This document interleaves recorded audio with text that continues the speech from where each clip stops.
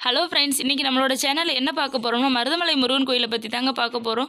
முருக பக்தர்கள்னு எடுத்துக்கிட்டாலே எல்லாருக்குமே தெரிஞ்சிருக்கும். முருகனுக்கு எத்தனை படை வீடுகள்னு சொல்லி கேட்டோம்னா எல்லாருமே சொல்லுவாங்க, முருகனுக்கு 6 படை வீடுகள் தான் அப்படின்னு சொல்லிட்டு. அதையும் தவிர்த்து முருகனுக்கு 7வது படை வீடான ஒன்று இருக்குன்னு சொன்னால் யாருனாச்சும் நம்ப முடியுமா?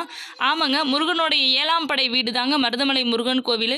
மருதமலை முருகன் கோவில் எப்படி நீங்கள் 7ஆம் படை வீடுன்னு சொல்லலான்னு பார்த்தா, 2000 ஆண்டுகளுக்கு முன்னாடியே பல சித்தர்களும் ஞானிகளும் சொல்லியிருக்காங்க மருதமலை முருகன் கோவில் முருகனுடைய 7ஆம் படை வீடாக திகழ்ந்துட்டு இருக்குன்னு சொல்லிட்டு. அது மட்டும் இல்லாமல் எல்லா இடத்துலையும் முருகனை ஒருத்தவங்க வடிவமைச்சிருப்பாங்க. ஆனால் இங்கே ஒரு ரகசியம்னு பார்க்க போனால் முருகன் சுயம்பு லிங்கமாக அவரே உருவானது அப்படின்னு சொல்லிட்டு இந்த கோயிலை பிரசித்தி பெற்று சொல்கிறாங்க. முருகனுடைய வாகனம்னு சொல்லிட்டாலே எல்லாருக்குமே தெரியும், மயில் தான்.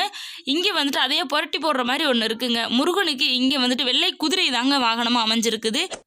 முருகனுக்கு இந்த இடத்துல 2 சன்னதி அமைஞ்சிருக்குதுங்க.